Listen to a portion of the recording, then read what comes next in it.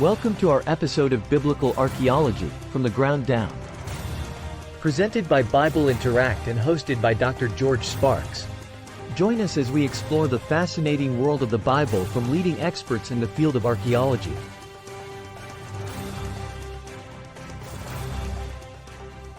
Welcome to Sardis, an ancient city full of history and culture. It is one of the 7 churches mentioned in Revelation chapter 3 verses 1 to 6, and located 60 miles east of Smyrna on the Hermus Plain. Sardis was once the capital of the Kingdom of Lydia and flourished for over 1,500 years. It was a major fortified city, with a population of up to 80,000 citizens and an acropolis on Mount Tiemelis rising 1,500 feet. Sardis was best known for its wealth and riches during the reign of King Croesus from 560 to 546 BC. Sardis was extremely wealthy, thanks to its fertile soil, gold deposits, and thriving textile industry. While Croesus is often credited with inventing coinage, it was actually the metallurgists of Sardis who first discovered the technique of separating gold from silver and refining them to an unprecedented purity. The Lydian electrum stater coin minted in Sardis made it a prosperous city. Historically, the city was renowned for its impressive acropolis, which was naturally protected on 3 sides with a vertical rock face. These defensive features were not enough to keep Sardis safe, however, as twice in its history, the city fell to its enemies due to a lack of vigilance. These events are remembered in the Bible's Revelation chapter 3, where the imperatives, "Be watchful," and "I will come like a thief, and you will not know at what hour I will come against you," are thought to reference Sardis' past. The notion of watchfulness is also contrasted with the fact that Sardis was hit with major earthquake that destroyed the city in AD 17. Although erosion has caused the Acropolis to shrink to a third of its original size, some of the major structure, such as the Gymnasium, Temple of Artemis, and Beth Alpha Synagogue, still stand outside the city walls. For over a century, the ancient site of Sardis has been a source of great archaeological interest. The American Society for the Excavation of Sardis, under the direction of Howard Butler of Princeton University, first excavated the site in 1910 to 1914 and again in 1922. Since then, the archaeological exploration of Sardis, directed by George Hanfman of Harvard University, has been conducting ongoing excavations at the site from 1958 to today. Ancient Sardis was a vibrant city with many cultural and religious practices. One such practice was the blotting out of the names of criminal offenders from the list of citizens who had taken refuge at the Artemis temple. This practice stands in stark contrast to the promise made in Revelation chapter 3 verse 5, where God promises not to blot out someone's name from the book of life. Sardis is also home of the Beth Alpha Synagogue, a newly discovered piece of history. Discovered in 1961, the synagogue was originally part of the north wing of the Palaestra, or marble hall, of the bath complex. In the late 3rd century, it was given to the Jewish community, separated from the Palaestra and renovated as a large synagogue.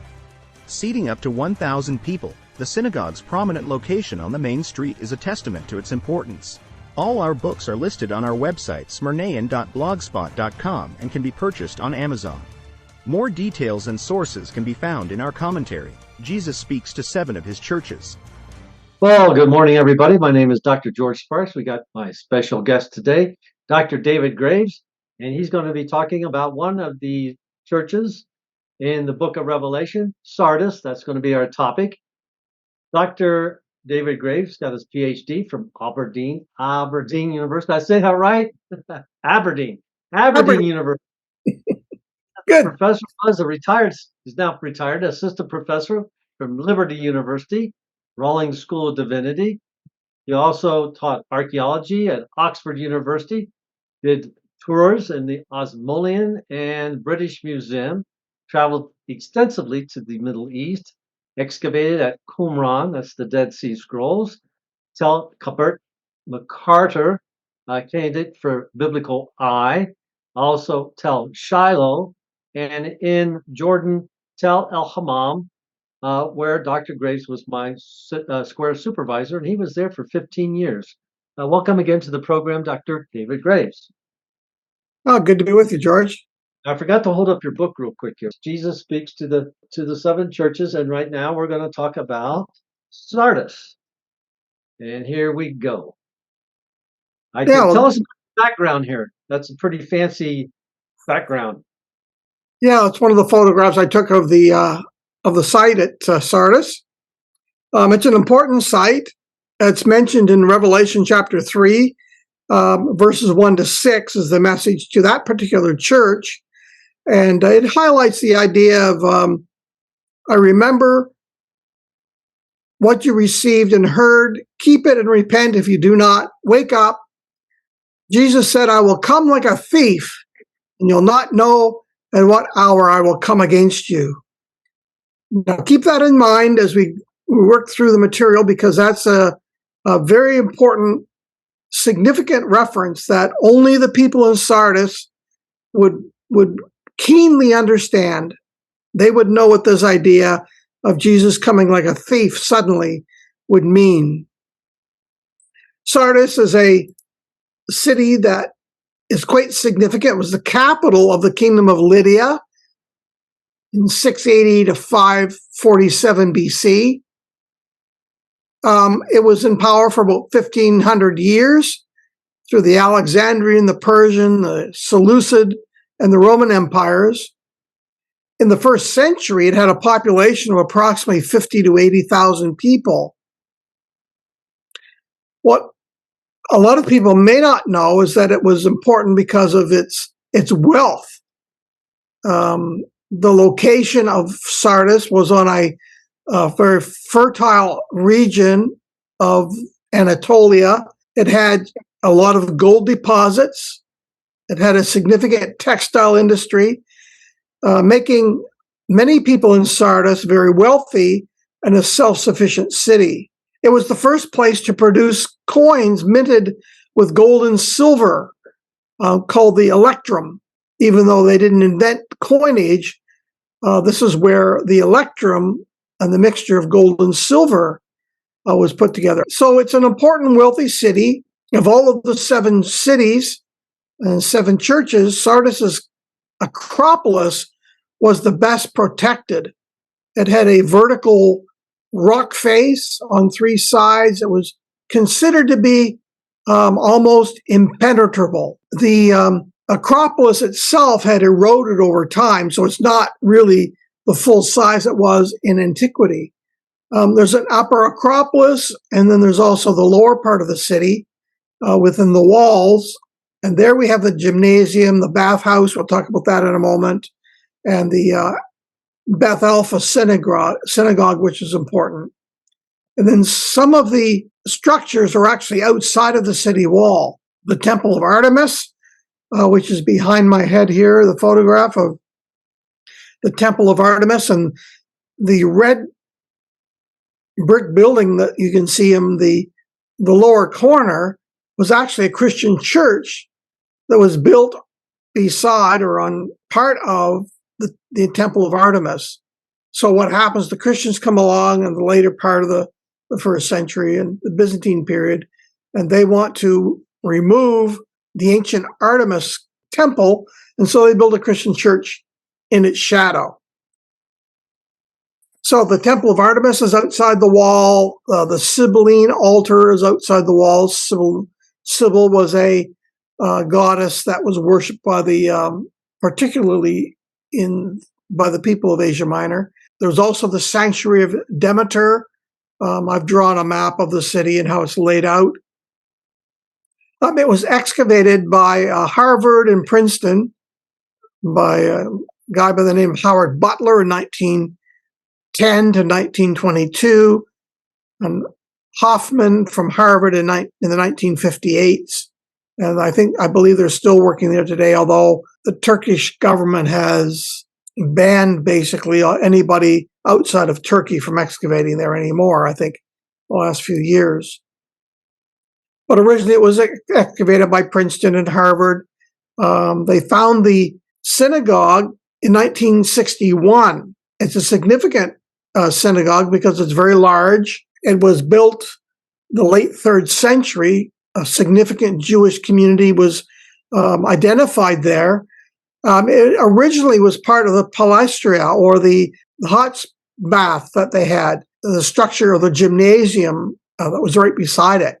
And so it would the synagogue was part originally of that palestra structure, but it was very large because it would hold about 1,000 people, prominently located on the main street. It went through about 4 stages of renovations. But what's also interesting about it is that you have the images of Roman syncretism. On the altar, you have a picture of an eagle, which is the depiction of the from the Roman Empire. And you have a couple of lions on both sides of it and some beautiful mosaic floors. They discovered a number of inscriptions from the walls. The Torah shrine, that's the place that protected the Torah, that was excavated and restored. It was beautifully decorated, as I said, with mosaic floors and tiles, a number of menorahs, the shofar and the lula with the Torah scroll carved into the side of it. There were some 19 menorahs that have been discovered etched in the material. There were 85 dedicatory inscriptions, and we have about a number of significant inscriptions. I can't go over all of them, but one of them was important because it mentioned the word of shalom. We identify as peace, and there were a number of other ones. On the outside of the synagogue, along the street, there were 27 Byzantine shops from about AD 400. 6 of them had Jewish menorahs on them, so we identify those as Jewish shops, and then 10 of them had Christian crosses on them, and that would be, so we had the Christians and the Jews working side by side along the outside street, along the Roman road. Now, as we move up onto the Acropolis, it's important that Revelation talks about being watchful, and I will come like a thief suddenly, and you'll not know at what hour I will come against you. Now, it's very important because this is against the backdrop of Sardis's history when it fell to its enemies due to lack of vigilance. Sardis people believed that it was so well fortified that no one could ever creep into their city and conquer it. And so they fell asleep. And the enemy climbed up the rock face, entered the city, opened the gates, and they breached the city while the Sardis people slept. So they were not being watchful. But Jesus says, I want you to be watchful because I'm going to come like a thief in the night, just like your enemies came upon you under Cyrus in 549 BC, and Lagus of Crete in 195 BC. So twice the city had been breached by their enemies. So they would understand what Jesus was talking about, or what John was talking about in that passage in their letter, against the backdrop of being watchful and being vigilant. They were overconfident, proud, and arrogant, and their enemies conquered them. It's also to be understood there were 4 sudden earthquakes in 12 years, from AD 17 to AD 29. And Sardis was hit by a major one in 17 that destroyed most of the city. So that came suddenly as well, unexpectedly. So in their minds, you see, they're understanding what this idea of being watchful meant more than any of the other cities. So these letters written to these churches by John resonate specifically with each of the churches because of these local references that are embedded in the text. There's little doubt that the warning of Christ's sudden coming in judgment would be more relevant to Sardis than any of the other cities. Now, the gymnasium is also significant because it says in Revelation 3:5, shall be clothed in white raiments. The white garments are those that were the proper attire for those that were worshiped in the gymnasium and during festival occasions. So they would understand what the idea of white garments meant. The gymnasium had the caldarium, the tripodarium, and the frigidarium, the hot and cold baths, and the palestra, which was the the large courtyard out front. And the synagogue that had been repurposed was part of that structure originally. Another reference in the 3:5 says, I will not blot out his name out of the book of life. And that can be understood against the background of the temple of Artemis that we talked about, where the criminal offenders would have their names, when they became a citizen, would have their names blotted out of the book. And so we have the idea of these local references in the book of Revelation, in the message to the church of Sardis, that are reflected in the archaeology and the geography. That's so interesting that the history of the city reflects back on it. Now, I remember studying the history of Sardis, and it was about the time where you were talking about where the city's being sieged.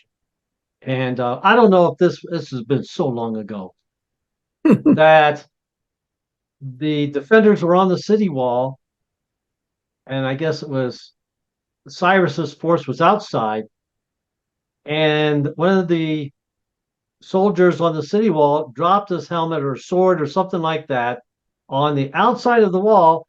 So he went out to retrieve it, and when he went out to retrieve it, I guess according to this epic that I read, is that they saw how to get into the city because that soldier was being, retrieving his stuff and not being, I guess, that smart about his business, not thinking that they were watching him. That's one thing.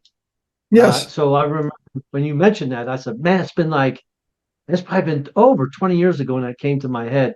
Is that true? Yes, that is true. And cool. I didn't go into all the details, but the ancient writers talk about how they breached the city. They fell asleep, and then one of the soldiers dropped his helmet over the wall. He went down to recover it, and they discovered how they would be able to. They were watching, and they discovered how they would enter the city and breach it and open the gates, and thus the city fell. So, yeah, you're right on there, and very interesting that Jesus says, "Be watchful."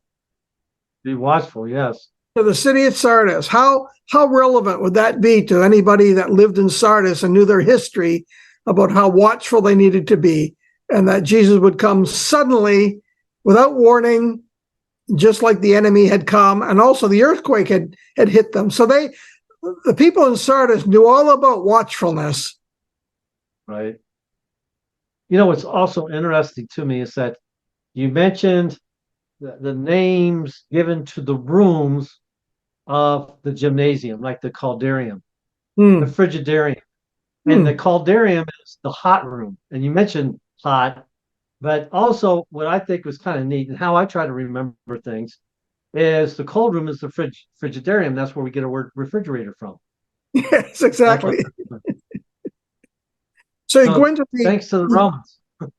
Yeah, you go in the cold room, and you cool off, and then you go in the hot room and you heat up. When I was excavating at Tel El Hammam, we would stay at the Movenpick Hotel, and there you could go into the hot water and the hot baths where you had the water coming in from the Dead Sea, and you would heat up there. It was really, really hot, and they would heat it up, and then you could go into the colder room and into the sauna. So they had the caldarium and the frigidarium as well there. So I got to experience it to know what it would have been like, but it's very therapeutic and good for your health. Yes. I stayed at the same. It's almost like a mini city for spoiled people. Yeah. It was we're talking about the ancient spa. You were talking about. I don't want to get off subject, but the Movenpick where we stayed when we were at working at Tel El Hammam, and I just thought that was so incredible that not even that they had swimming pools. Now I don't know if this one did or not, but they're swimming pools where they give you a freshwater swimming pool and a saltwater swimming pool. I've been one of those. I don't know if they're there, but they're there. And I said, who would think of this stuff? But yeah, people were spoiled in the ancient world too. That's what I'm trying to say. I'm sorry to interrupt. Let's continue, Doctor. They enjoyed their spa, and they love to be pampered as we do today. So they had all of those features. But it's really interesting that we have the synagogue that was originally part of that spa that had been repurposed and had been separated as a structure and had been turned into a very large synagogue. And there we have the blending of the Roman syncretism. So the Jews were trying to appeal to the Romans and be on good terms with the Romans. So they put these features that normally would not be allowed in according to Jewish law, should not be allowed in a synagogue. The image of an eagle and of a lion, they're not supposed to have those. But we've excavated some of the some synagogues. There's one in Israel that has a mosaic of the zodiac. Yes. So you have this syncretism where you have the pagan elements blended together with the religious elements. The Romans were trying to conquer them, and the Jews were trying to keep them happy and keep them off their back, as it were. So there's a lot of blending of the cultures together.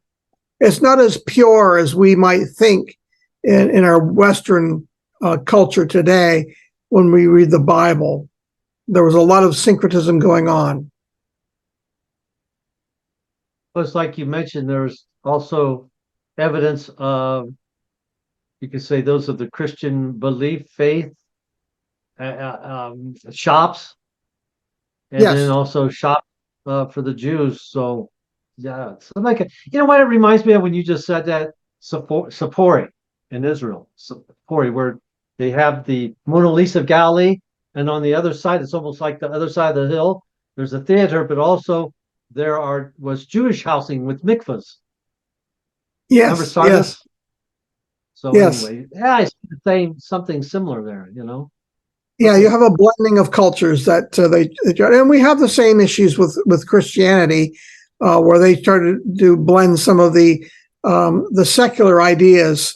I think back to Ephesus, where we may have the promotion of the Virgin Mary being very close and prominent because of the belief of Artemis, the goddess Artemis, and so you have this female goddess being worshipped, and Tyche being worshipped, all these female gods, and so the idea of the Virgin Mary being deified in some way or venerated in some way is connected together with their belief systems in the ancient world. It's not as pure and as antiseptic as we might think in the 20th century when we look back at what was happening in the early church. And with these centers, they were blending their pagan culture with their Christian culture or Jewish culture together. And we still do that, I think, today. And perhaps some of the elements we find seeping into our Christian churches from our secular culture is no different than that. And that's all I'll say on that. But that's very true. And I guess a good way to relate, maybe in our culture today, similar to the book of Revelation, I did a little program. It was on our churches becoming temples of entertainment. Yes. And I see your point, and maybe we're to the place now, just as we are here in Revelation. We should be more watchful. Maybe we get the same letter from the Spirit saying, like, you guys need to be more watchful with what you're doing. Yes. Maybe. Yes. And God speaks understandably to man in his cultural context. And we see that in the letter to Sardis, as we see in all of the letters, as I make an argument for, following the tradition of William Ramsey and Colin Hemmer, as they looked at these local references. So Sardis is an interesting site to visit, and it's beautifully restored. You can walk around the premises and see how things were laid out in the first century. So I don't know if you could tell through archaeology, but was Judaism already well established in Sardis? And that sounds not like a good question. Before Christianity got there, or did they grow up together in the city? Did you know what I mean? Did they go Um, at the same time?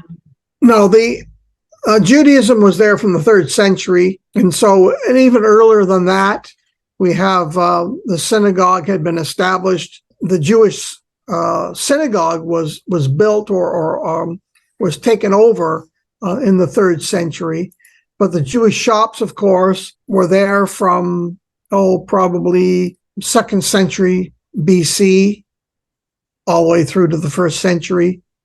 So Judaism was well established in the city of Sardis for a very long time, and the Christians set up their shops in the Byzantine period, identifying them with the crosses, and then the Jewish shops identifying with the menorah. And we have the names of the individuals that ran the shops on their walls as well. They put inscriptions there of people, whether they were shop owners or maybe they were a regular customer, we don't know. But the 27 Byzantine shops were there from about 400 AD.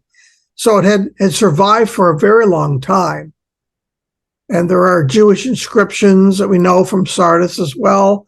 Those are all documented in my book. It had a long history of having a Jewish settlement there, living beside the Christians and among the Romans, making it a happening place. Of course, it was a place of wealth with all of the textile industry from Lydia, the Lydia province. We looked at the textile industry when we talked about Laodicea and Lydia, the seller of purple dye. But they also had black sheep that produced a wool that was very important. We'll talk about that in a little bit as well, or in one of the other cities. So the whole region was wealthy. And then to be able to mine gold and produce gold coinage made them very wealthy. So it was a very prosperous place. But Jesus wanted to remind them they need to be watchful and not just take everything at face value and go on with your normal life day to day. You need to be watchful. Not take it for granted. Doctor, thanks for your time. Be watchful. Be watchful. Good to be with you again. Talk to you next time.